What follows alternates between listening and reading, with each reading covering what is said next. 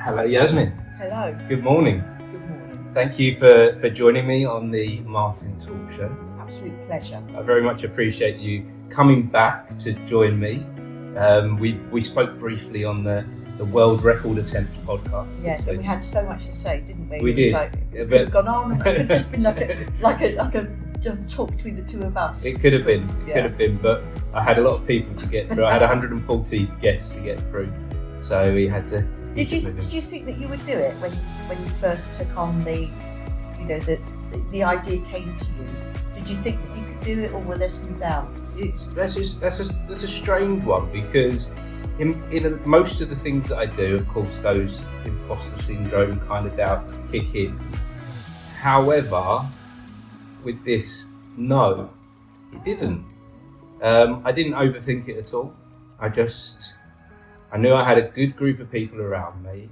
I knew I had a team of people helping, and I knew that I'd had a number of guests that had been on the podcast previous, and I knew they were all very much reliable, and I knew that they were happy to be involved. So because of the community, I think, that was around me, yes, I think the world record attempt was something it wasn't about me, in a sense. So I could let those fears disappear. They didn't even enter my mind, in fact. And I also was doing it with Leo Shepherd, who was my co-host. He's great, Leo. So any areas where I may have fallen down, he was there to pick me up. Nice. So yeah, we did it. We broke the world record. We did 140 guests in one episode, which lasted 16 hours, which was crazy, but we wasn't going to stop until we did it. No, it was great. It was a great achievement. And of course you raised money as well. And of course, we raised £1,000 for St Clair's Hospice. So and that was above and beyond. I aimed for 500 and doubled it. So I was very happy with that.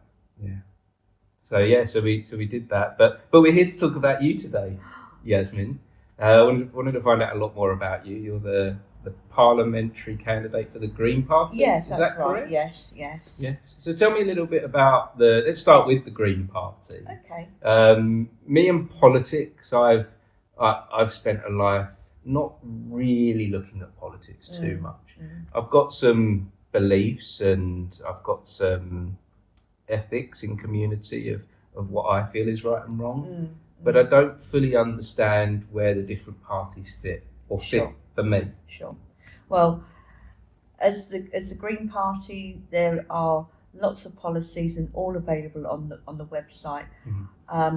We basically are really nice people. Okay, that's nice. And we believe in fairness. And I always say, when somebody says, "Oh, I don't know who to vote for," now I'm of an age. Women died so that women could vote.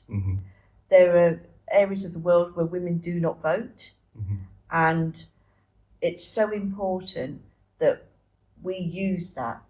Now, if you don't know how to use it, there's enough information out there, but if you find it confusing, I would say contact the local political party, ask somebody to come around and explain things to you, to have a conversation. I got involved in it through a campaign that I was doing with the cycling campaign, and I spoke to he was then the leader of the council, and it was very, very supportive. And he said, we would love to have you in our party. And also I spoke to Robert Halfon as well. I mean, everyone knows Robert. And he said, he said, you should go into politics. I said, I haven't got time for that, Robert. I'm far too busy. But he sowed the seed. And he actually said to me a few months ago that he said, I only said it because I thought you would join us. I said, why would I join you, not Robert? I said, I wouldn't join you. And I thought, should I be an independent? So Robert Halfon was the Conservatives. Yeah, that's right, Conservative MP. So Conservative and Labour, because that's it's always been. Apart from when I first came to Harlow in '86, it was very strong Lib Dem, and they're not around. Kind of disappeared now. Yeah, and it's just like a two-party, and that doesn't have to be like that. So I thought for me, with the Lib Dems, they've I'm trying not, like I say, I started this conversation with I don't have a political standpoint. I don't choose Conservative, Labour, Green Party, Lib Dems, but they've kind of become the joke party. Let's make a clown around about everything and a clown around, is that a phrase? I think perhaps they've been maybe advised incorrectly, because what worked for that blonde guy who was the Prime Minister for a while, who voted in, yes. to act like a buffoon. That's what they're trying to do. That's all I can think of, because who else would want to be like that? Ed Davey cannot be seen as serious if he's doing like, and it's like, it seems to be like stunts. That's interesting. I didn't put the two and two together. Yeah, I mean, that's it's so obvious now that you say it. Yeah, that's all clearly I can what they're think trying of. to do. That's all I can think of. But I just I thought if I go as an independent, people can say, well, who are you? And it's like, what do you believe in? What because there's certain things that you do have to believe in. And what I like about the Green Party is, I say the Green Party says this, however, this is what I believe. And I'm not like, oh, you can't say that. Well, I can say that because we have this freedom of speech. But I support the majority of what happens in the Green Party. So I joined the Green Party. I looked at it and I thought I just could not sit with either of what was going on. Keir Starmer came in and I couldn't warm to him. It was like he wasn't real enough. And I'm not saying you have to go right back to the days of the 70s where you've got like Scargill and people like that. But if you're passionate about something, and I will talk a moment about a really good documentary about the miners' strike. But if you're passionate, then that's got to come across. And it was all very sort of like Bobby Bland, very vanilla. Don't want to say anything for upsetting people. Well, sometimes you have to say things, but if you really do firmly believe it. And so I always say to people, well, who should I vote for? I don't know who to vote for. I say, look, you've got the list of candidates, go and look them up. And the question that I always ask myself is, I think of the most vulnerable member of society that I know, and who would look after their interests the best. And that's it. Because if you've got somebody, and there's good and bad of all parties, if you've got somebody who's just in it for themselves, they're on for this ego trip, then they're not going to care about you. That's a really wonderful way of looking at politics, that I feel that a lot of others are kind of forgetting that you're in this position to look after people. Yeah. And when you ask anybody, like, if you got Chris Spencer, if you got Robert Halford here, why did you become an MP? Because I wanted to help people. And that is, everybody trots that out. So you ask yourself, so at which point did that get left behind? If it did. Yes. Okay? As I say, people make decisions which you may not agree with, but you haven't got the whole story. You don't know what dilemmas, what battles they've had to go through in their head, because they've got to make a decision.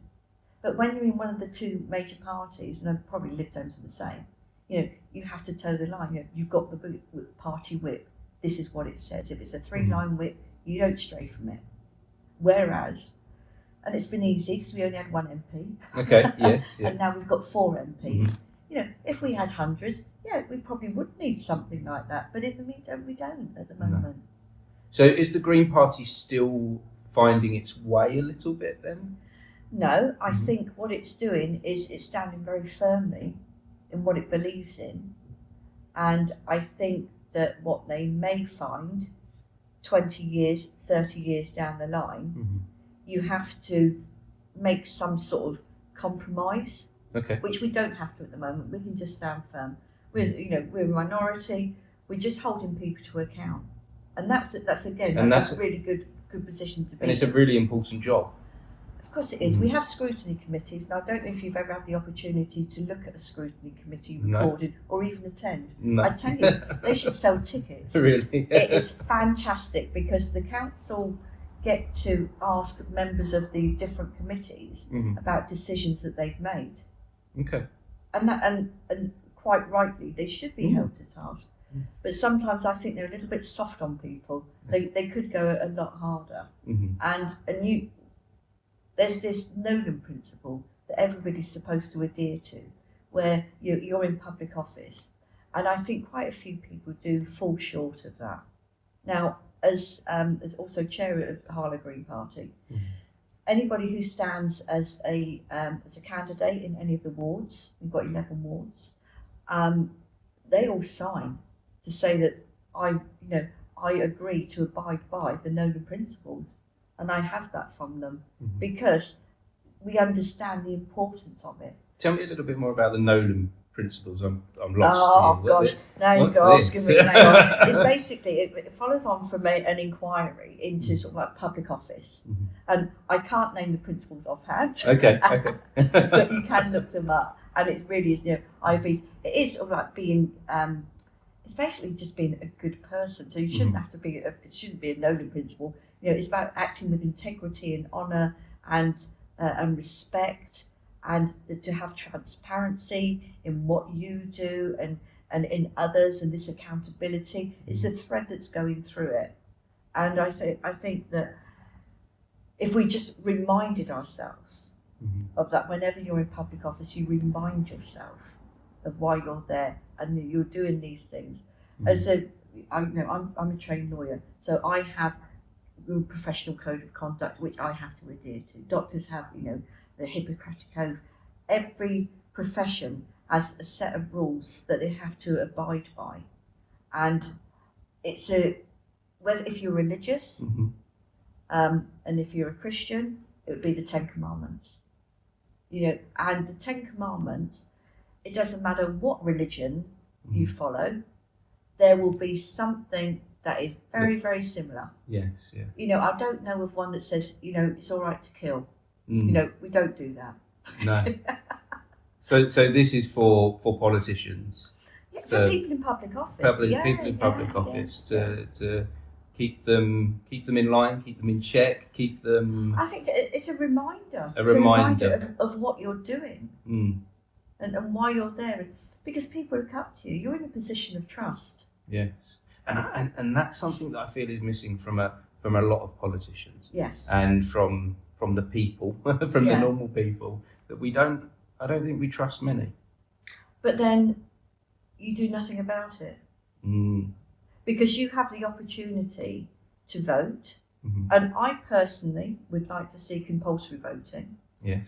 I can understand why people don't want to do that, why the councils wouldn't want that, because they'd have to find out who's actually living in their, yes, in their and how do you police it, exactly. And what's the punishment? Exactly, but it works. And then does that affect freedom of speech? Well, but you could go there and say none of the above. Yes. If that was, and I think and that I should have, be on and the I have, ballot and I've paper. done that. Yeah. I've done that. I've gone in and spoiled my ballot in the past. Yeah.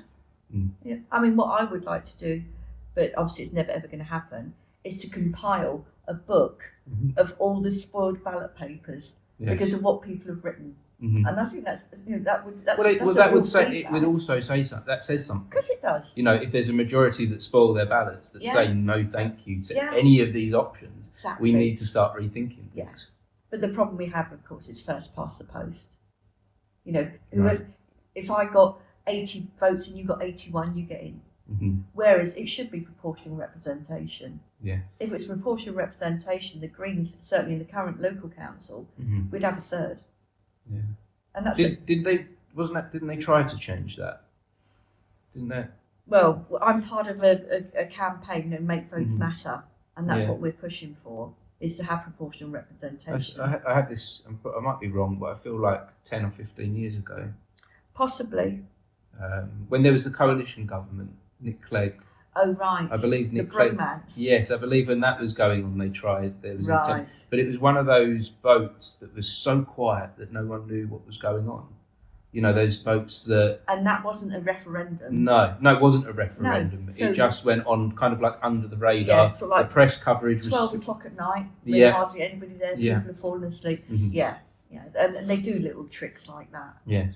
You know, which To again, say is that, wrong. so they can say we've covered it, Yeah, but no one was interested. that's it. Yeah, you lost the vote. Yeah. Which I think if we had proportional representation in this country, then more people would vote. Mhm. So we've got a by-election. There wasn't supposed to be any elections in the county, which again I think is wrong. Mhm. Because it doesn't matter that devolutions come in and it's all going to be changed at the moment. You know, we're living in the now. Yes. And until things do change, you have to still carry on, you know, business as usual. Mhm. So we should have had an election. We should have had the county council elections. As it is, we've got 4 county councillors, 4 Conservative county councillors, Mhm. with nobody having the opportunity to challenge that. And I think that's quite undemocratic.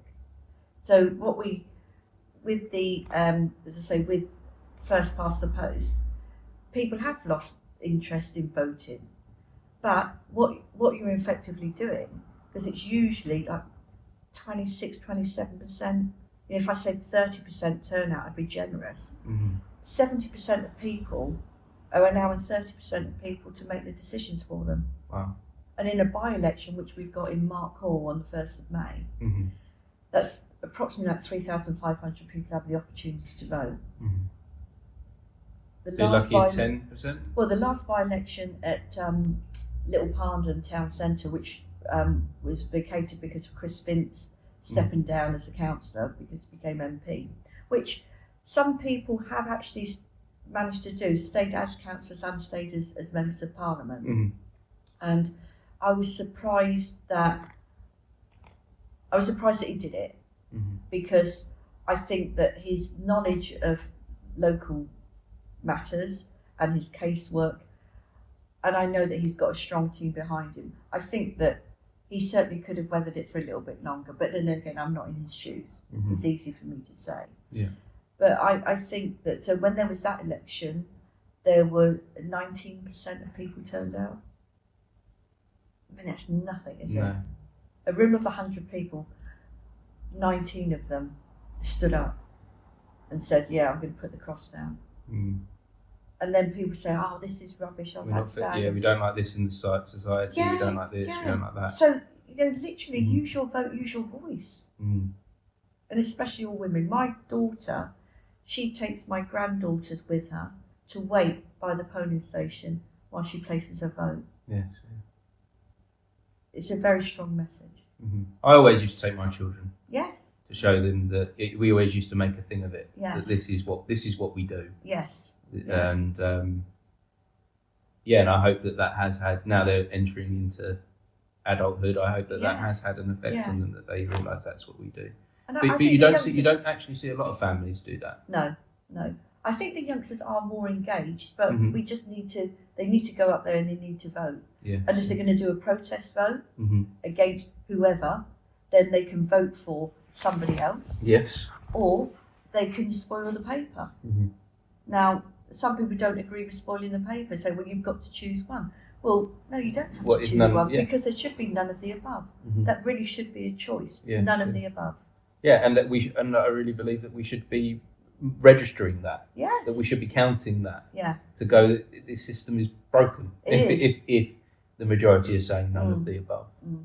And it's very tiring to go out and talk to people and have to justify why they should vote, because I can't understand why they don't vote, and especially when you look at a local level, which is totally different to voting for your MP. Mm-hmm. Your MP is hopefully going to be sat on some committees which can make a difference, but at a local level, you need to be sorting out. And county level, sort out about your bins, sort about the planning, whatever you're unhappy with, this is who you do go to your councillor. Mm-hmm. Everybody in Harlow has 3 councillors that they can contact straight away. The details are on the Harlow Council website. Yeah. Send them your problems, because they're the ones that should be sorting it out. What we're doing as a Green Party, because, as I've said before, what I lack for in height, I make up for in tongue, a blessing and a burden. people do come to me and they say, Yasmin, what can I do about this? Mm-hmm. So I always say, copy me into anything. This is who you should be talking to. Mm-hmm. So sometimes it has, a really positive effect for these people. Mm-hmm. And if I can help in that way, if we as the Green Party can help in that way, even just it may be coincidence. Some people don't believe in coincidence. Mm-hmm. It could be a coincidence that councillor has just happened to find that in their pile, because they're very, very busy people, and have now been able to action it in a positive manner. So we're just grateful. And we've always said that we will work with all the parties. We have I have contacts in both parties. One of the councillors sits on a local governing body where I'm a member of the trust, mm-hmm. and so I see her there. We talk quite candidly, and we accept that there are things that we have different views on. Mm-hmm. So because I don't want to go and have a fight, there's no point in talking about what we don't agree on, but you can find some common ground. Mm. Usually. I wonder if this is a job that you can get enjoyment from, because whilst you're helping people, there is also the conflict. Mm. There is also the battles that you're dealing with. Mm. You're dealing with people that are upset about things. Mm. Mm. So do you find fulfillment from this? Yes, because going back to what we were saying right at the beginning, mm-hmm. Why don't you stay at home and watch EastEnders? Because I like to help people, mm-hmm. and if somebody could have a conversation with you years down the line, and you don't know what impact your words or your actions may have had, and I talk about that in a positive way, but also if you've acted negatively to somebody, if you've been like mean and nasty, that too can have an effect. So we have to be really mindful mm-hmm. and careful of how we use our words. We have the gift of our voice. Yes, yeah. I work with some children, they're non-verbal. Mm-hmm. So they make their feelings known, in other ways. They get frustrated. Mm-hmm. We've had, you and I have been blessed with children. So there are days when those children, they're frustrated because they can't make you understand what it is. So it doesn't mean that they're naughty. No. It just means you have to find out, look for it. Their communication, the communication is being blocked in some way. This is where eyes are so good. Mm. You can look at people's eyes and you see if it's a truth that's coming through the eyes. Right, okay. Or if it's I just have to say this. It's like, yes, I'm really sorry that you feel that way. Like that type mm-hmm. of apology. Yes. It's not an apology. Mm-hmm. And so when you look at people, and this is where again we learn a lot from children. Mm. They haven't got filters, don't need filters. They just talk and they say it as it is, and they look, and there's that honesty there. Mm. And that's what I look for when I speak to people. I look for that honesty. And there's some, I just know it's not going to come. So I just, I just go, I don't even bother with the eye contact sometimes because it's a waste. Because they're switched off. Yeah. You do come across people that are switched off, and there's no give, is there, in the conversation? Well, they've lost the honesty of themselves. Mm. That's gone. That moral compass is gone. Yes, yeah. I know someone that's very much into politics. He likes talking about it. Mm. He likes telling everyone his opinion, but he's not prepared to listen at all. Mm. He could talk for, if I invited him onto the podcast, which I won't, because that's not what I believe that we're doing here. But he would talk non-stop for hours. Yeah.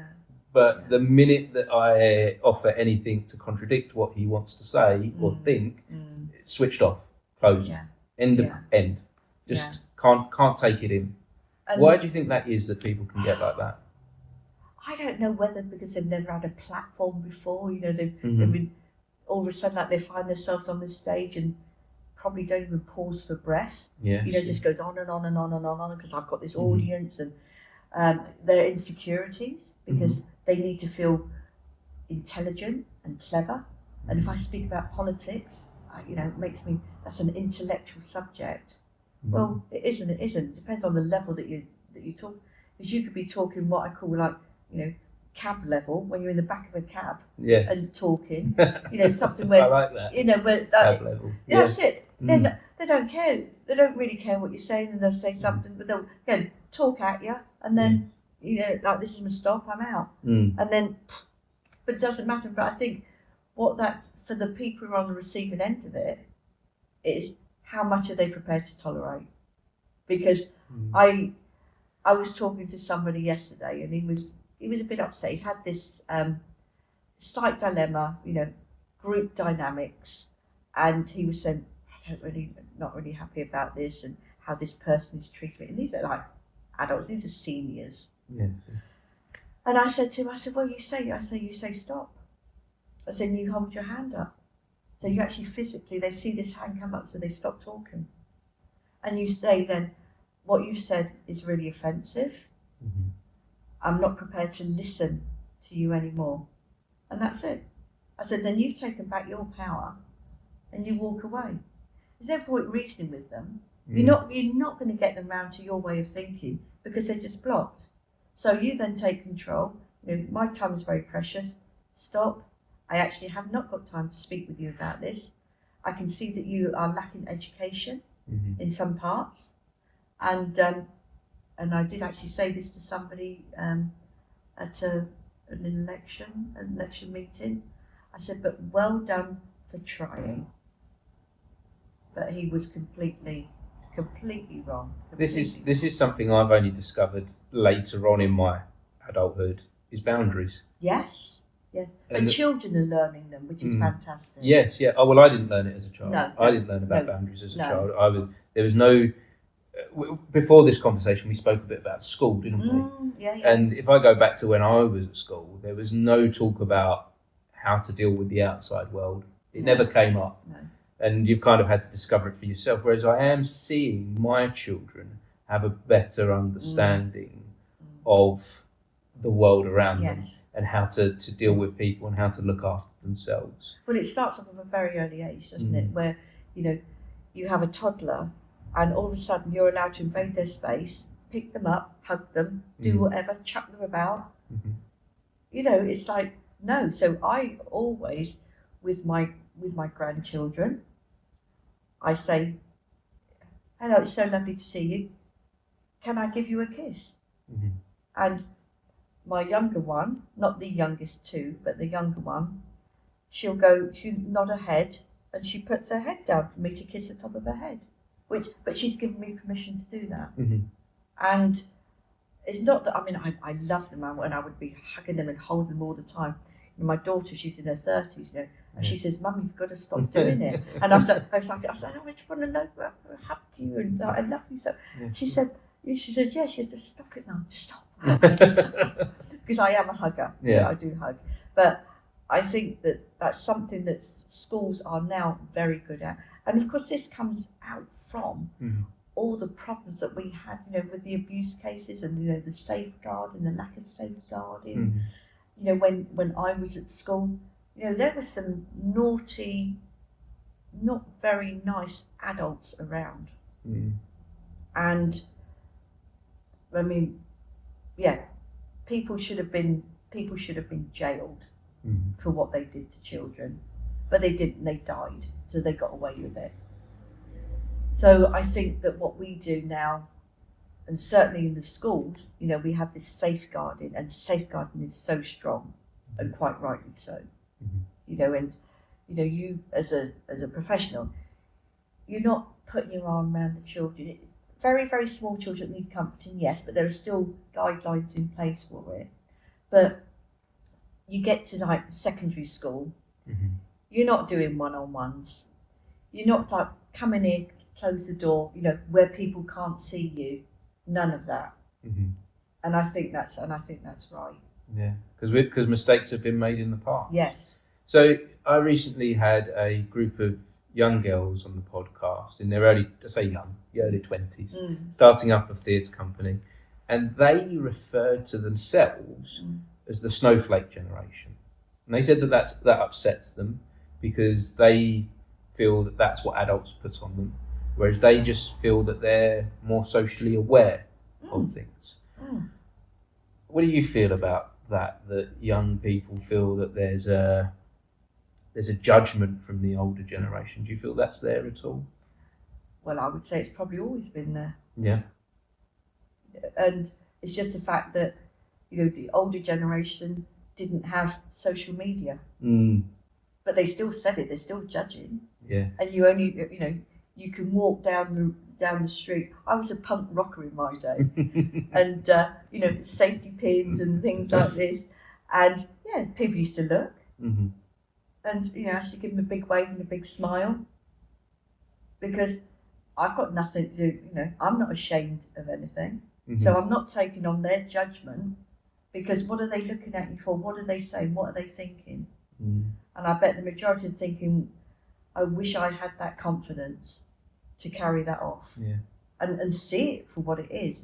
If somebody wants to wear different coloured hair or different coloured clothes, or they look different, Mm-hmm. they look different to who? They look different to you maybe, but depending on where you are, all of a sudden you might be in the minority. Yes.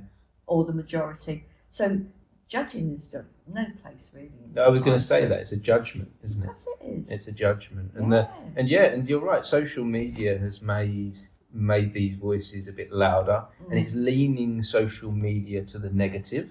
The negative seems to be louder. I've completely come away from Twitter, because if you look on a Twitter feed, the stuff that you didn't choose necessarily to see is just pure negativity. Yeah. And it draws you in. Yeah. It's in some It's way all these algorithms. these isn't it? algorithms, Yeah. because all that the social media platforms are interested in is how long you stay there for. Yeah. How It's long just you traffic, stay on isn't there. it? Yeah, it's just traffic. Yeah. How long your attention Yeah. is with them. Yeah. So it doesn't matter if it's positive or negative, No. but the negative does seem to be working for them. Yeah. But I don't think it's working for us, for communities, and- for people. And I think mental health is something we didn't talk about, Mm-hmm. whereas now everybody talks about mental health. And Mhm. yes, your mental health does need to be protected. Mm. We have days. I especially have like some days when I'm like, I'm not peopling. I don't want to do people. Yes. I don't want to talk to people. I don't want to be around people, because there's so much, like you say, negative and nastiness coming up. It's very difficult to. You just need to go and remind yourself that we have this wonderful where we are, particularly in Harlow, is beautiful. You've got nature, you've got walks. I walked up to, it went along from Old Harlow, along Churchgate Street, up past, that amazing place, Yes. down into Newhall, and walked all the way I back. think for a town in this country, we are blessed. Oh, There's a lot of people that rubbish it, but I say just take a moment, just go and have a walk. yes, And yeah. I think there are bad people everywhere. There are Of course. negative people Of everywhere. But I think from living here the majority of my life, I've met some fantastic people, and I've had some wonderful opportunities. And I think there are some great communities within this place. But with opportunities, it's actually having your eyes open to Open see it's to an it. opportunity. Yes. So if you're leaning into the negative and this is a bad place, and then that's all you're going to see. Yeah. Yeah, it really is. If somebody says, oh, I'm not going to be able to do that, then my answer always is, no, you won't, because you've made up your mind that you can't do it. So I go, well, because I always like have a go at new things. So the latest thing I've been doing is I joined a gym. Nice. Okay. They kill me. I'm broken. I wake up, I come back, and I'm broken. But I'm enjoying being fit again. I'm enjoying getting strong, getting myself back to a certain level. Yeah. So there's this competition over in, I think it's in Brentwood. I don't even know where it is. I've got to look up. Okay. But I You've signed up for it. And I've got this poor girl, Natasha. She signed up with me. She said, "Oh, go on, and I'll do it with you," because we did some sort of a pair. And it just locally in the actual gym itself, an internal competition, and we just finished it. And it's just a lot of strength stuff and wandering around with sort of like carrying 16 kilos of stuff. Okay, so it's what do they call it? Is it called CrossFit? Is it? It's a bit sort of CrossFit. I don't know. They call it. Well, this is like the nuclear storm. Oh, right. Okay. Down at that. So But so mud run. I've heard like these mud runners. Yeah, I'm not doing that. No. So I think that's on the Saturday, or they're doing something on the Saturday with obstacles, which again is not for me. Right. Okay. But so I do know my limitations. Yeah. So I'm going there, and it's like strength, and you've got 45 minutes to do it as much as possible. And I said, if we do it once, but we've gone out and we've given it a go, and to sit at home and go, oh no, I don't want to do that. You get out your comfort zone, because you surprise yourself, and then you get stronger and you get bolder. Yeah. And then when you're stronger and bolder, when you're having conversations where people are being offensive, you can say stop, because you've got that power. Yeah. You've got that mental strength. You know, that physical strength gives you that mental strength. This is why a lot of employees, they want, if you're like done really, really well in sport, they want you. Okay.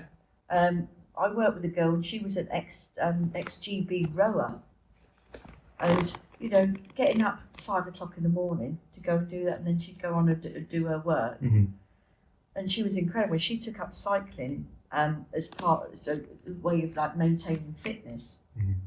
So I wish I discovered cycling. Well, cycling to a decent standard, a decent fitness level. My dad's a cyclist. He's into cycling and loves it, and it's he's been into sports his whole life. Right. But he plays with his bike. My mum would agree with that, playing with his bikes. But he's on his bike every single day, and he loves being out in the road and freedom. Yeah.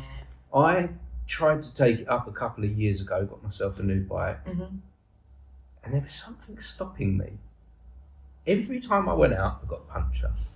Every time I went out, I got a wasp stick. Every single time. I just couldn't get into it. It was really strange. So what I always say to people is, join a club. In Harlow, we're very lucky because we've got, there's Harlow Cycling Club, which I've been a member for many years. You've also got Hub and Spoke, and they're very good for going, if you're just getting into cycling. What we do at Roots is we're trying to get the children to cycle. So we're getting funding at the moment, applying for funding for what we call the Learn To. This is before they even get to bikeability. Right. So I'm also looking to be trained. I wish to train as a bikeability instructor. Bikeability is helping the young children learn the basic safety. That's it. Because we're again living in an age where you can't just go off on your bike and cycle off down the road. Which I was brought up down in Devon, so from the age of 5, I was cycling 3 miles to Saunton Beach with my brother and sister and cousins, and there'd be a long line of us. Why would you say you can't do that now? Because even for me, I grew up cycling around this town. We've got cycle paths all over the place. That's right, 37 miles of them. So would you be content for your children to be playing outside? I would, yes. Okay. And I know a lot wouldn't. And would you be content with your child going off on a bike? They do. To where they go? But yes, it's always but the cycle paths are a place of where potential danger, because a lot of them are off the road and secluded. Yes. So you are right that I would probably be I'd have a concern. Yes. Especially at a young age. Yes. And in fact, last year, on one of the cycle paths in this town, I almost got mugged.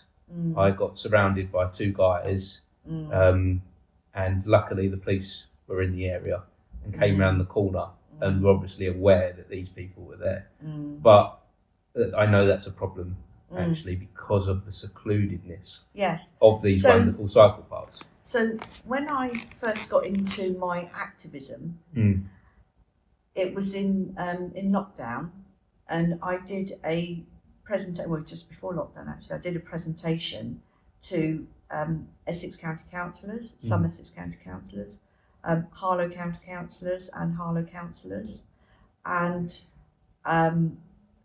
Leslie Wagland as well from Essex County Council, who was like a Safer Roads person, and it was entitled "I Want to Go from A to B, Not to A&E." And it was about the state of the cycle paths.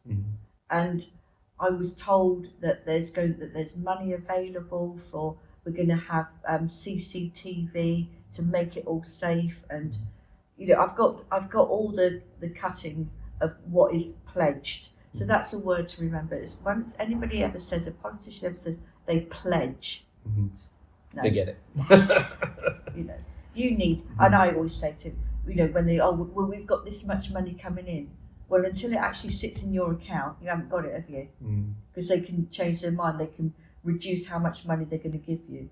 If you're given a grant, then they give you that money. It may come in, you know, in like 3 different payments or however many. You have to satisfy certain criteria. Yes. But that money has actually been put aside, and nobody else is going to take it, and you've got that, and that will come to you.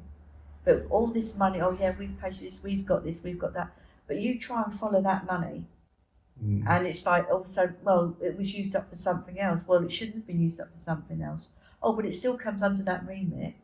So it's like, you know, when you're budgeting in companies, you can use training, your training budget for training. It depends on how loose you wish to use that. You could use it for a team build day, which could be go to the Savoy, or it could be a team build day where you're building boats or something. Yes. So it's how that's interpreted, which goes back to what we were saying about moral compass. Is it right that if you've told somebody that they're going to have that money, why aren't you saying to them that we need to be spending it by this date? And this is where people are losing trust with they the are. politicians. Of course they are. Or they manipulate figures, or they'll say things like, "Oh, we've got, you know, X number of policemen coming on the you know, going to join you, so you feel safer." But no, because what you did, you took X number of years ago, you got rid of a load of policemen because of natural wastage, so that some have taken early retirement, some are sick, so they can't continue because policing's got so difficult for them. And then you've got these PCSOs, so you don't need policemen because we've got PCSOs, so you've got volunteers doing policing for you, which if they're good enough to be volunteers, then employ them. They're good enough to be paid. Exactly. Yeah. Employ them. So don't start playing with figures and saying that we're giving you this so you'll feel safer, because it's the same number of people, but you're just playing. And I find that actually quite disrespectful. Again, it's that lack of honesty, which I get quite frustrated with. So how do we make these cycle paths better and safer for the younger generation? Well, certainly the surfacing of them, they all need to be resurfaced. Yes. And they probably need to, and every time some utility company wishes to, you know, dig lay up something, parts of it. you know, why is that? Why haven't we got all these utility cables in one bit of trunking, so we can access it? And that's really, really simple. And you know, Jeff from Hub and Spoke has said this for years and years. Why isn't it done that? You know, because that would make it easy. You don't need to be digging up all the time. And I think if we could resurface, everyone says, "Oh, well, that will cost millions." Well, they spent, I think it was Junction 7A should have been like 37 million, end up like 76 million, and that company still get contracts. Well, quite frankly, if I'd employed somebody and they'd given me a price and they'd gone over, I'd say, "No, you told me it was this price. This is all I'm paying." But they're just like, "Oh well, we'll just make it up as we go along. License to print money." So why does this happen? Because again, that's a huge area of mistrust we have for the government. Is that, you get these companies that make these massive mistakes, yet the government still continues to give them millions of pounds. Is it all friends looking after friends? Let's look at the post office scandal then. Okay. I don't know how true this is, because I'm not delved deep enough into it. But there was talk of, when it first came to light, and Computer Weekly did this like years ago, many, many, many years ago, there was a problem with Fujitsu. And Tony Blair was having conversations about, you know, the Toyota plants coming over, and, you know, how it's good to be working with the Japanese. And I saw a report, so I've not verified it, but I assume there's a level of verification because it was in the public domain, that the conversation was that if the Horizon and Fujitsu deal doesn't carry on, then you won't be getting Toyota. So you've got then a massive plant where it was in an area where jobs were needed. So what are you going to say? Goes back to making decisions where we don't have all the full facts. But that adaptation of Alan Bates, that story of what happened, and people have died. People have taken their lives. Yeah. People have been in prison. Their lives being taken from them. Exactly. And these are people. The postmaster is a place. It's trust. You've got trust there, and these people are good people. And I think the post office behaved disgusting. Really disgusting. I did actually work for the post office on a short-term contract, but I wasn't involved in. I didn't see any of that. But I know one of the lawyers who did work on it, and as she left, she said to me, "People should go to jail for this. Whether they will, whether they won't, they probably won't." There seems to be different levels of accountability. Yes. Depending on your status. Yeah.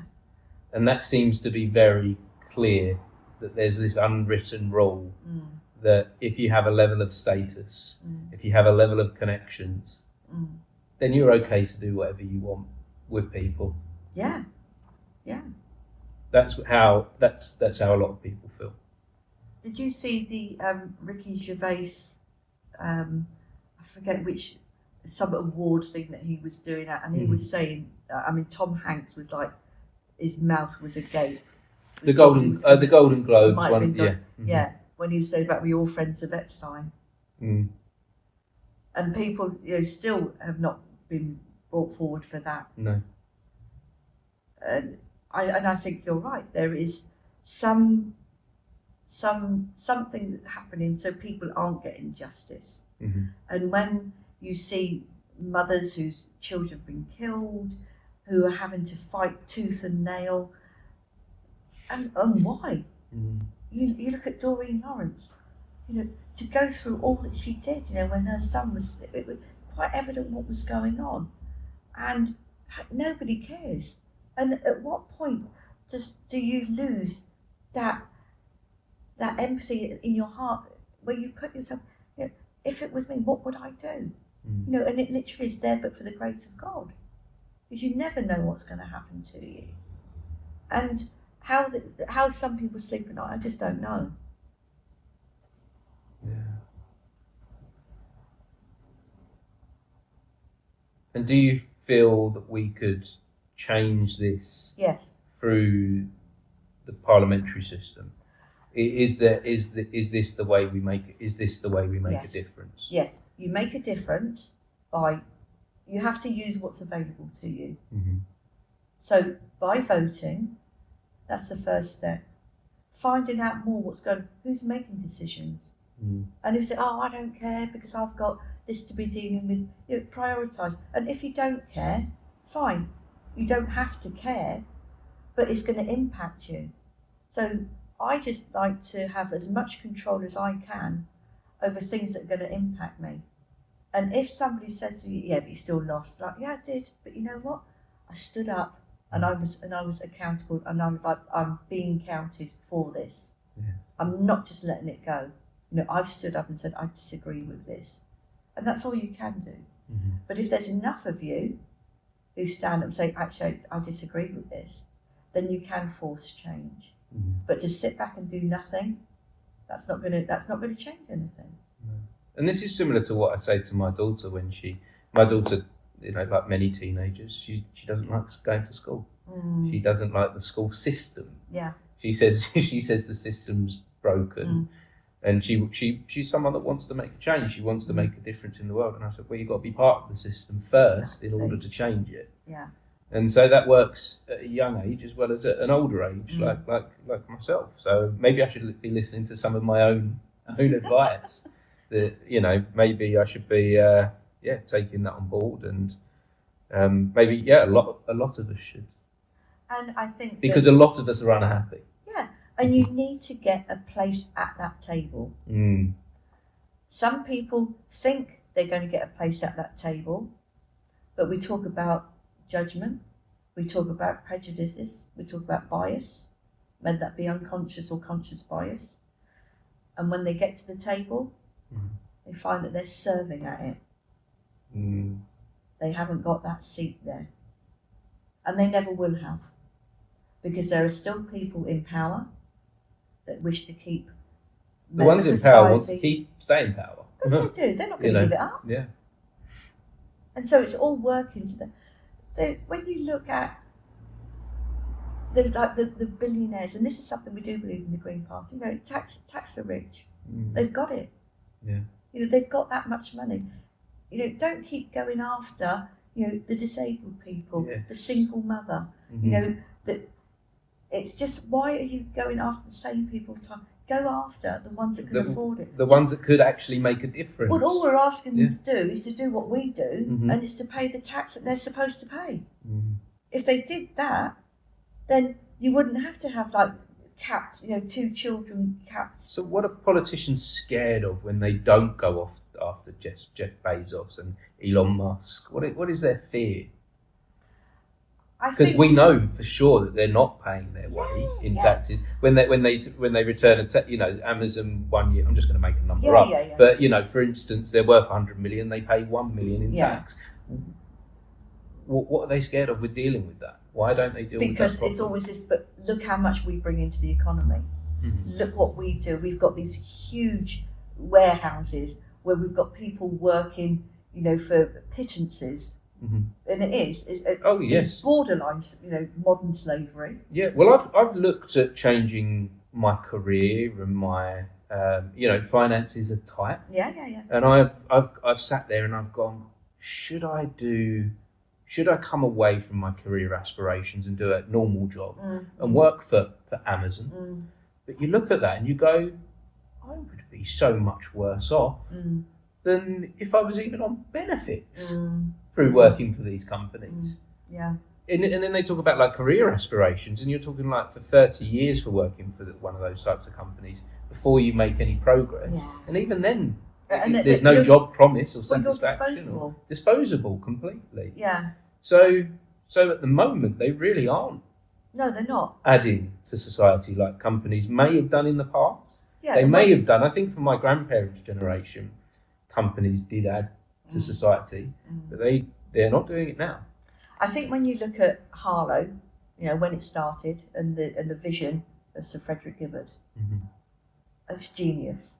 It really is genius to have all these little satellite wards, each self-sufficient, with your pub, your church, your doctors, your schools, there, all linked up with these cycle paths where he adapted what was naturally there and then built on extra bits and pieces.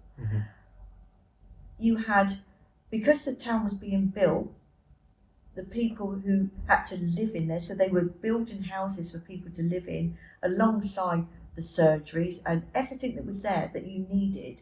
And then one of the things that he stipulated was that he wanted a variety of different manufacturers in the town, because if it was known as Phillipsville, as Eindhoven is, you would, if they went bust, then you're done. Whereas you'd have all these other small groups and small companies and a lot of independent companies all being part of the community. And we've lost that. We've lost that. You look at these trading estates, and you've got people driving in here, there, and everywhere. We're not using the cycle paths. When they allow developments to be built, and they're not giving them a shop. I don't know if you've been to Gilden Park. There's some guy living in a porter cabin up there. Right. Yes, I have seen that. Yeah. I said to him the other day, I do not know how you can be in here. It's so oppressive. I assumed that was just a temporary thing. Yeah. But it's been there a while. how long is temporary? Mm-hmm. Because it's taken a while to have that school built, which, you know, as I was under the impression that when these big developments happen, because this is a huge development happening in the East, annexed that they had some social responsibility. Yeah, so you'll hear talking of a Section 106. Right, okay. So the Section 106 is where the developers say, right, yeah, we're going to build X number of houses. Mm-hmm. I'm going to call them units, X number of units, and in return, we will build a community centre. We will build a school. We will put all these things in place. Yes. With the there's like the surgery. You'd think the surgery should go in there first of all. Mm-hmm. Well, there've not even been discussions at one development, one week I'd sat in. Discussions hadn't even taken place with the NHS. I was sat next to the NHS, like a representative there, mm-hmm. and she said, "Oh, I've just had a message. Do we want to meet?" And when I saw her last time, I said, "How was the meeting?" She said, "Oh, they've offered us like premises mm-hmm. at the market rate." I'm like, why would they do that? They should give you that. Mm. The school should be given. You shouldn't have to buy it. So why are they just ignoring this? Why are they just? Oh, I don't know. We hear how big bravado of mm-hmm. of how people have got an injunction about, but they didn't have an injunction over Gilden Park. They'd done the preparation, they'd done the paperwork, mm-hmm. so it was all ready, but they'd never ever used it. So again, no hot air or BBC reports of how we've never used the injunction, but plenty of hot air about how we've got one, but they didn't have one. It was just prepared. Mm. So again, it's that playing, isn't it? Playing with words. For what benefit?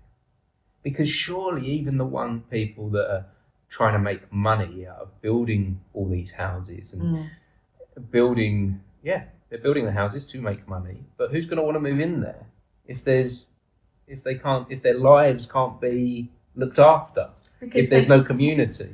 Who's going to want to move to this place that can't cater for human needs? If you go like going to schools. Yeah. If you go to any of these consultations, and they'll show you all the brochures. So anybody who wants to is stuck for what to do for a job, just become like an artist and just draw pictures, because that's all they do. Mm-hmm. They just draw pictures of what it's going to look like, and it doesn't look like that, because they talk of buses coming along every 5 minutes. Well, that doesn't work. No, because they haven't built the infrastructure to. Exactly. Because the bus can't drive around Gilden Park. Exactly, and they don't really want the buses there. Mm-hmm. And then they'll say like, well, we haven't built a lot of like car parking spaces because people are going to give up their cars, but they're not going to give up their cars because everybody, even if you cycle, there's times when you cycle, there are times when you need to take a car, and if you've invested 76 million in a junction. You're not going to then say, I just don't need it anymore because people don't use their cars. We want to encourage people to use the trains. We want to encourage people to use buses. They don't. No. They don't. Because that's a whole industry in itself. And that actually saddened me once. So like the realisation hit me when I'm thinking, wouldn't it be fantastic? I'd probably come back from Holland visiting my son. And wouldn't it be fantastic if every cycling, we all had cargo bikes? Well, you need electronic cargo bike in Harlow because it can be a bit lumpy. Yes. But you hear of friends in London, they're selling their cars and you don't need much space. But the reality of it is, you think how much money is spent on building roads, you think of all the work that goes into it, you think of the car industry. Well, that's not just going to go overnight. So it has to work for both. And I don't know where these people come from and what they're saying, what their thought process is, because people have to live in it, and they will buy a house and they'll read through the brochure and say, there's a school there, there's a school there. And assume that there's a space at that school. But there isn't. No. Because the other thing we have in Harlow, which is something to be ashamed of, is that we have a number of permitted development blocks. And these are office blocks that were office blocks, which have now been converted into small. You can't hardly say homes. No, they're not. They're units. I've seen them. Yeah, they're units. Yeah. And they're a small room with a kitchen. Yeah. And a toilet. Well, and I know somebody that they literally had a microwave at the bottom of the bed, because what concerns me is when we have children living in those conditions, spaces. because they can't do homework, they can't learn to read, they can't practice their writing. You're hearing, because the walls are so thin, of what's going on and things. Because they were once office blocks. That's right. And if you've worked in an office block, the aircon is rubbish, because they put all the aircon in, then they put they partition it all up, and then the mechanical engineers, they start round with the people who are doing the first fixes, because it's like, no, it wasn't meant to be like the airflow and everything. They weren't built for people to live in. I think we've got a problem waiting to happen with those buildings. I want to be careful what I say here, but a Grenfell Tower type situation, before they go, what have we done? Well, we've already had, I know of at least 3 fires in 2 different locations, and one, the gates were locked, people couldn't get out. I mean, how scary is that? Yeah. Another place, this guy could not get back in with his daughter because it had been cordoned off, because it's in the middle of an industrial estate. Well, if you've got a fire down an industrial estate, it's not going to be put out, with one fire engine. You don't know what chemicals are down there. It's a whole different level. Should never, ever have been allowed. And what we should be doing now is shutting them down. Is this happening countrywide, or is this something unique to this town? It's because the industrial areas of this town are being taken over by these well, they're turning into these units. Yeah. I know there's some in Croydon, I know there's some in Watford. It's not that well known outside of the area. It's only the work that I've done with the Town and Country Planning Association and Sir Nigel Crisp over his Healthy Homes campaign, that we became involved through the charity that I'm with. We work with a lot of families who were in these places, and these poor children. You can try and make it child friendly, but if you've got all stuff kicking off, then no. I kind of would agree that they might be useful for a solution to homelessness, but is that even the case? I think, homeless, if you're registered homeless, you will possibly end up there, and you will possibly end up there if you're out of borough. I've got it in writing that Harlow Council will not put people in these PDRs. Whether that's true or not, I don't know. But you've got other boroughs that do. So these people are still paying their council tax. Some of them, are working. They may have come here, with nothing, but like so many people have done over the years, they've now worked. They've established themselves in the community. The children are at school. The children we have to remember school, whilst your daughter may not like it at the moment, school is a safe place for so many people, for so many children. And from there, they do become anchored. They do want to, join clubs and things. The only thing that they tend not to want to do, these children, is to bring children home for tea. And that's obvious why. Yeah. And that's very sad. That's very sad that they are missing out on that social interaction that you do when your best friend comes over for dinner. I used to turn up, my mum would go, hello, I said, oh, this is so and so, my best friend, becomes your best friend. And so my mum would have to divide the dinner up, so everybody just got a little bit less. I guess this is one of the problems that we've kind of got. We're not building tribes like we used to. No. Are we? And I think as humans, I think we're missing how important that is. Well, for tribe breed community. Mm. So yeah, and that's what children are trying to do by bringing a friend home. That's what I'm trying to get at. Yes. By one child saying to another child, come to my home, come and see my family, come and see where I sleep and where I have all my toys. That's saying come to my tribe, isn't it? Yeah, and doing a very social thing, breaking bread. Yes. Eating together.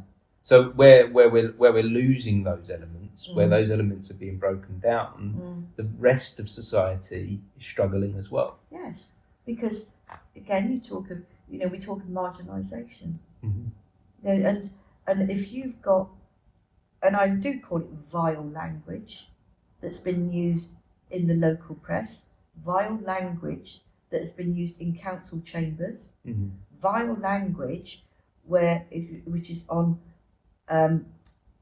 like leaflets, on political leaflets, where they refer to people being dumped in Harlow.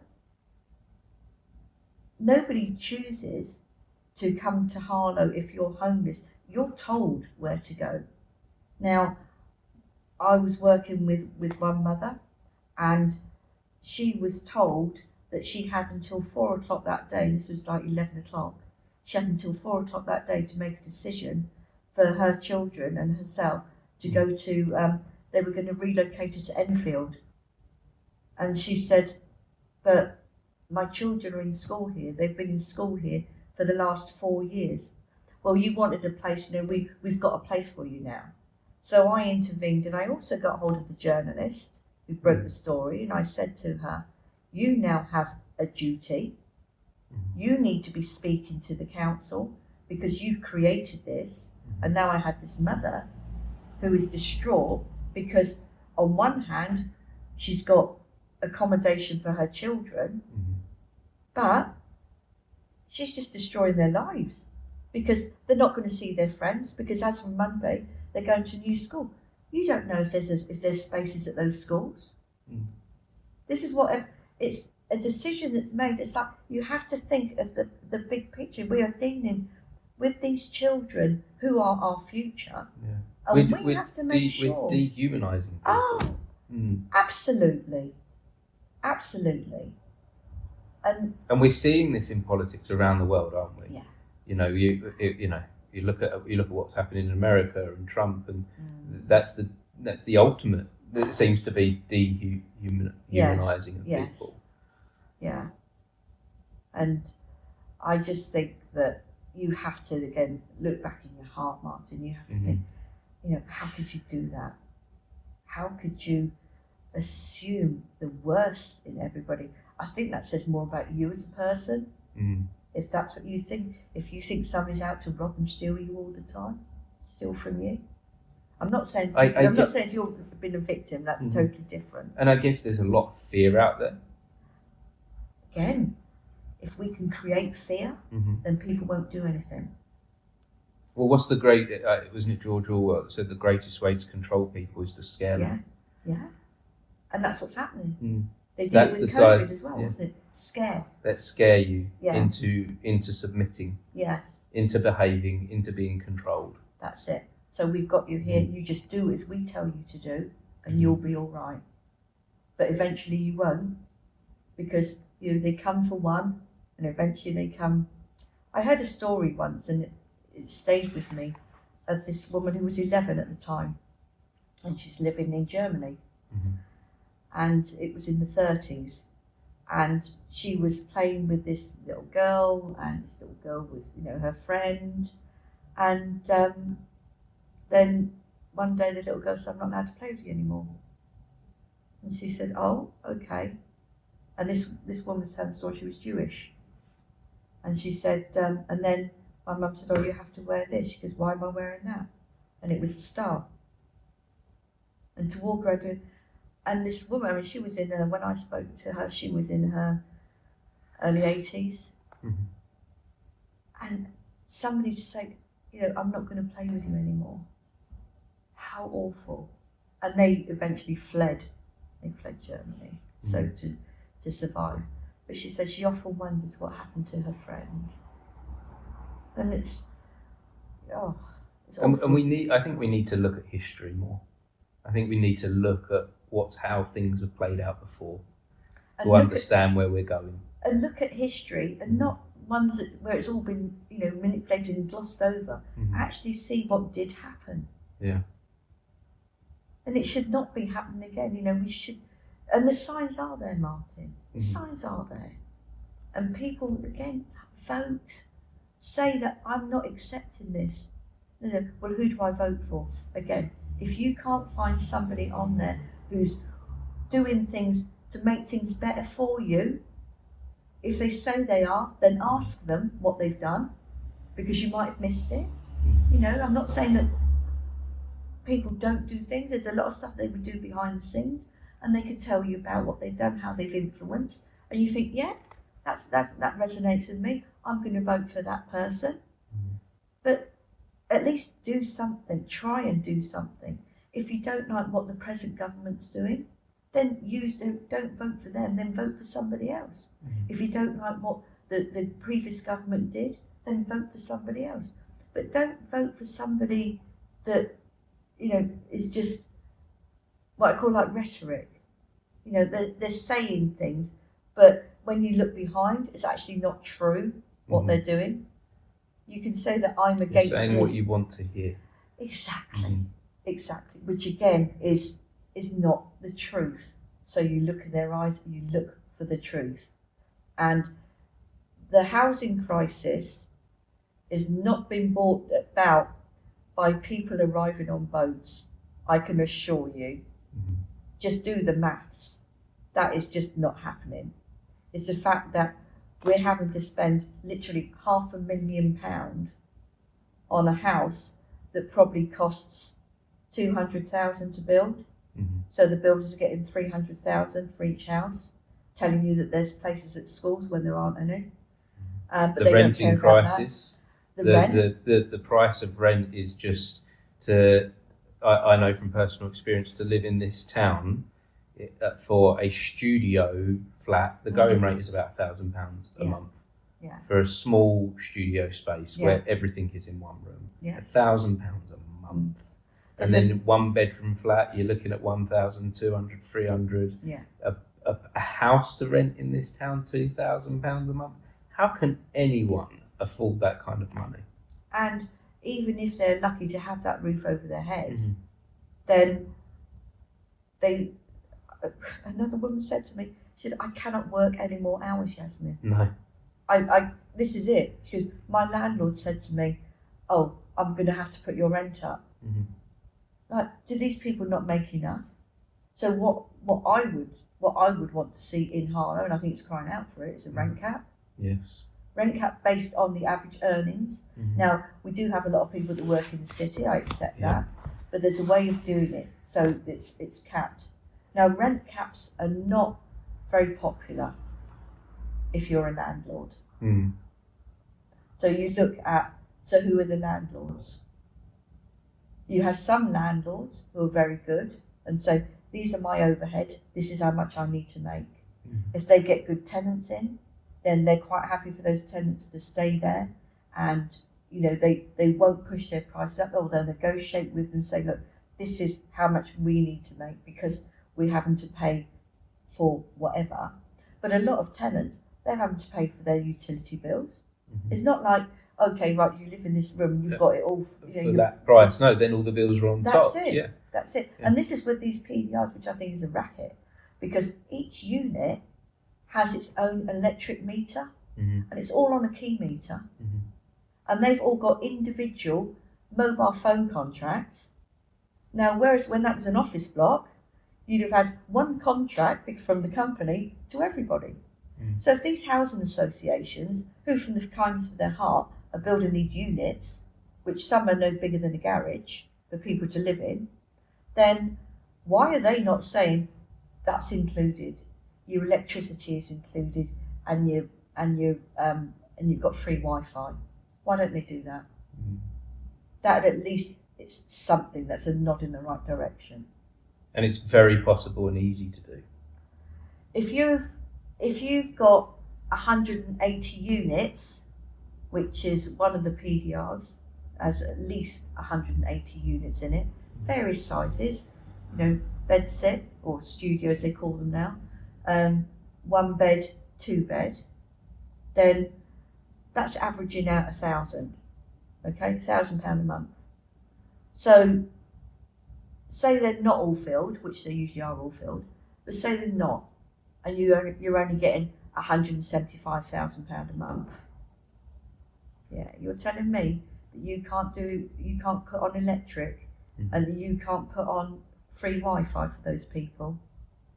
I mean, that would be a help. And if they're on benefits, yeah, well, you try and survive on benefits, because you still got to eat, and the food, because you haven't got room for a freezer, so you're having to buy fresh. And you know what? If you're looking for signs where there's like poverty, you'll always find a fast food outlet and a Greggs. I think Greggs are fantastic. They do a lot for the community, but they provide, you can get cheap food. Yeah. And this is what people do. So their child has something warm, they'll get them a sausage roll. Now that's not enough for them. And Greggs don't set out to just give people sausage rolls. They do a whole range of good food. They do good warm soups, things like that. But it's families are, because of the system that we currently have in place, people are starting to rely on those things. People are starting to make that, and it isn't just through ease; it's through necessity. Yeah. When you've got like petrol stations, they've turned into convenience shops. So you're selling alcohol, which to me, why would you sell alcohol at a petrol station? Because people shouldn't be drinking and driving. But they're selling it. Some of it's cheap, some of it's really expensive. I don't know how much they charge for a loaf of bread in there, but it's certainly not something that's really well made. But if you're down there and you've got no way of getting to places, you're having to walk, with a pushchair, with children. We can all sit and go, oh well, you shouldn't have had the children. Yeah. We've already seen what's happening there. We've got people who are choosing not to have children, and then they get to their old age and they've got nobody to look after them. So is it their fault then? Oh, you should have had children because they'd be looking after you. You can't have it. We as a society need to be looking after everybody. And if somebody needs that crutch, if somebody needs to be on benefit, this is what we pay into the system for. Because when that time comes and you may need it, then it's supposed to be there to help you. But now they're looking at taking money from, people who are too ill to work, and saying, well, you could work. What are you going to work as? Because nobody's going to give you a contract. Because the whole jobs market is changing as well with technology. Yeah. And I don't feel like the governments are properly changing things and preparing for this new age of technology. With there's so much talk about AI and how that's progressing, and mechanical robots that can do most of the jobs that we used to do in factories. So I think we're at a time where we really need to start looking at the future, rather than just doing the same things. And often it's like a bit knee-jerky, isn't it? It's just like a knee-jerk. Oh, well, we need it, we'll do that. And somebody did explain to me, because I said, why we got the housing crisis. And again, Vicky Spratt has written a fantastic book. She's the I correspondent on housing. It's called Tenants. And she will say that the problem we have is that we now you've got families instead, we've got blended families. So instead where you had mum and dad and you had 2.4 children, you've then got, mum and dad have got that each, and then you've got your grandparents, so the grandparents sell their house and they'll move in, so you want a slightly different house because you're going to have like a granny annex, and all these things. So it's not like one size fits all.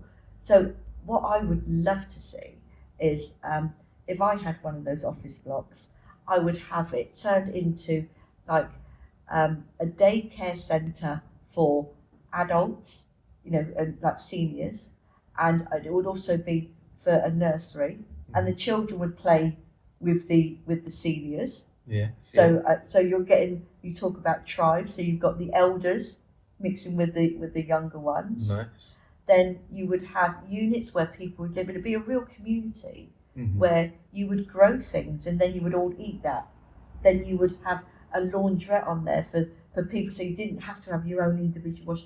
You go out and it's a communal thing. You talk about, what we're doing, and this sounds wonderful. And this is taking me into my next question that I had for you was, because we're talking a lot about the present. What does a brighter and a greener future look like?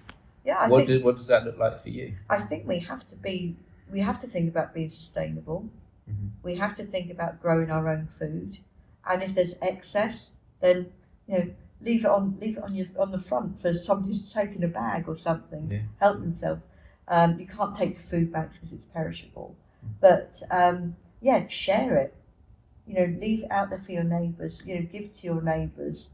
But I think if we're trying to do this in schools now, where the children see the garden, what they're growing, they're then eating.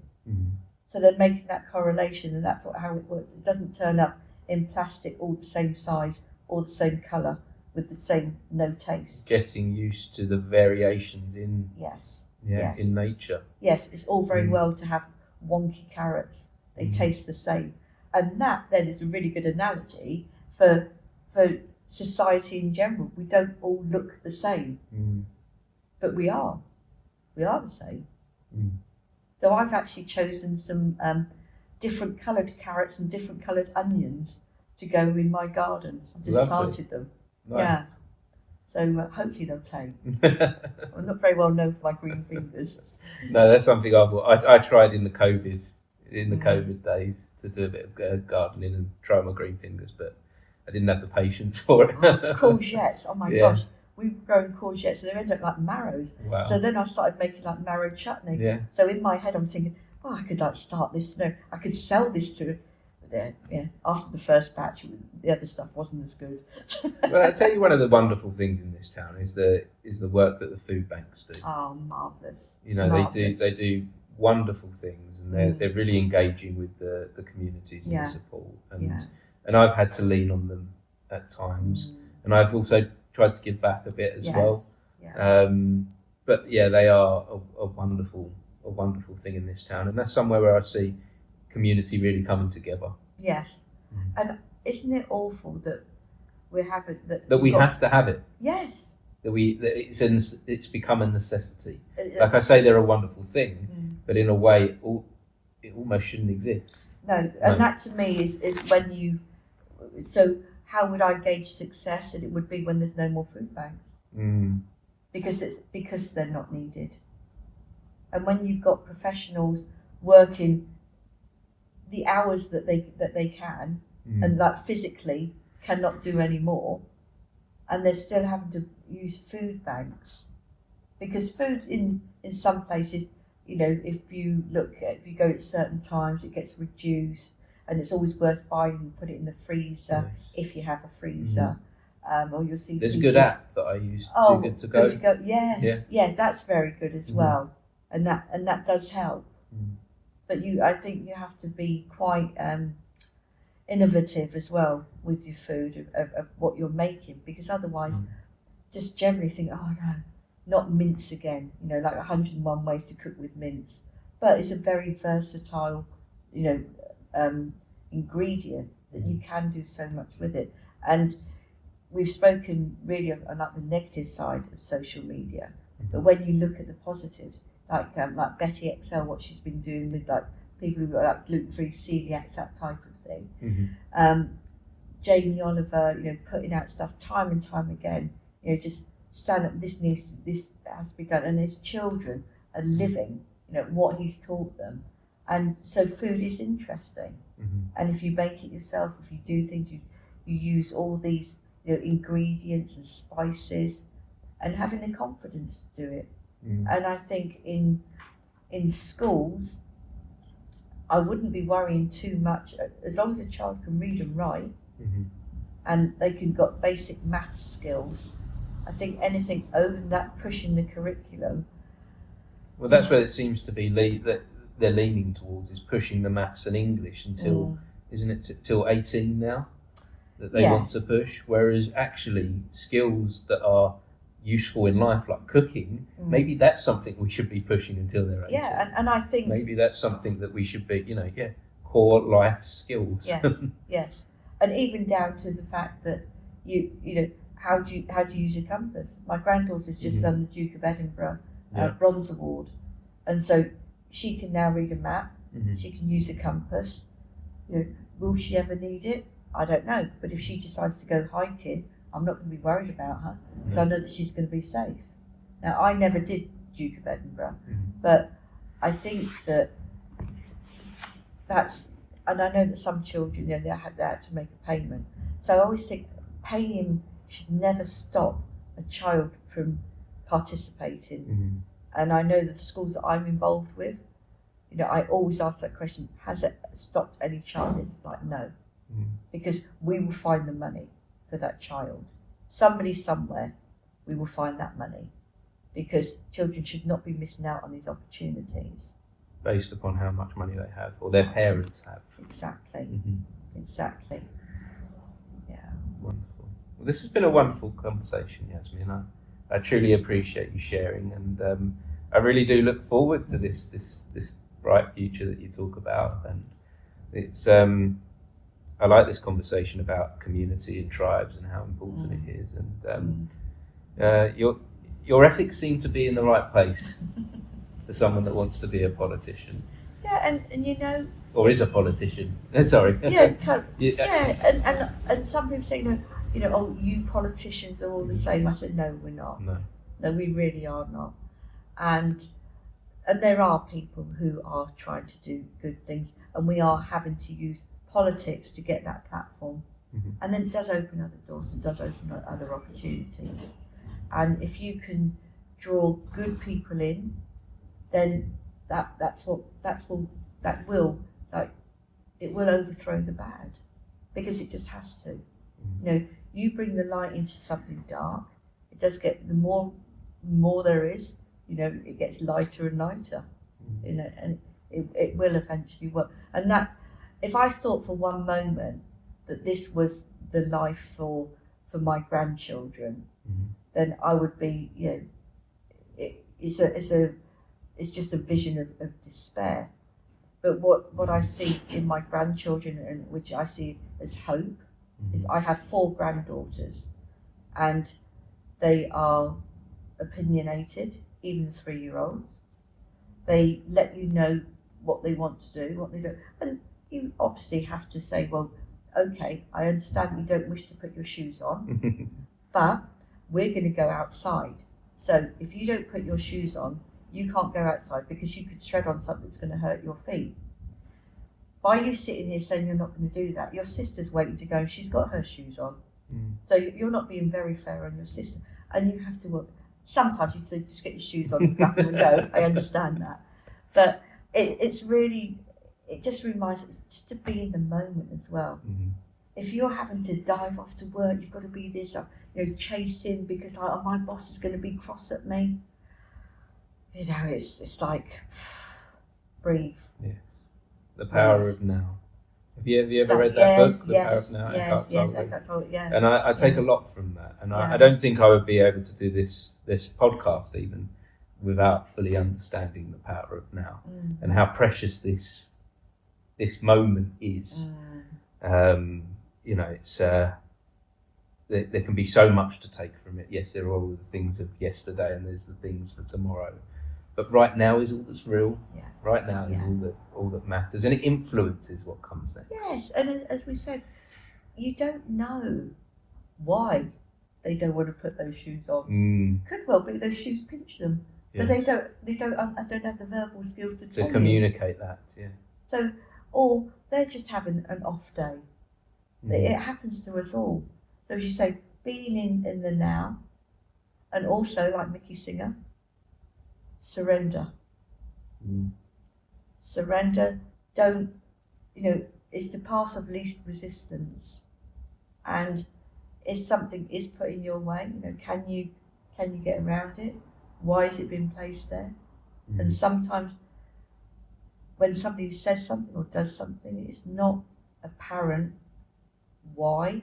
It's not apparent of the effect that it may have on you down the line, but it could, and you just have to think, so what is my lesson here?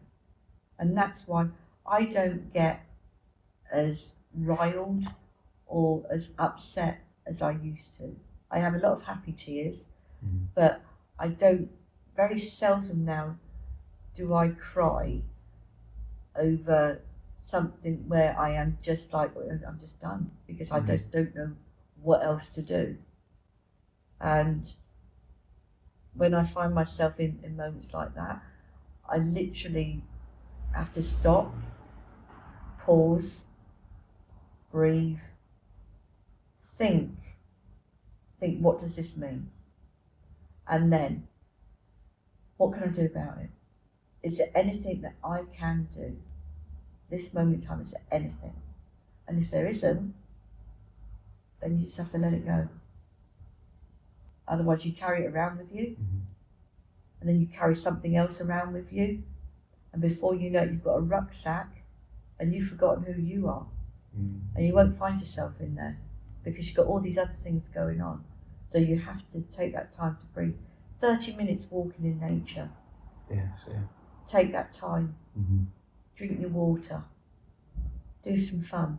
Get some fun things. So lovely to talk to you. I've learned. I'm taking so much from today. Oh, bless you. There's a lot to consider, a lot to learn, and yeah, wonderful. Thank you so much for sharing. And yeah, if anyone has been watching or listening to this conversation, thank you for joining us. We very much appreciate you. Yes.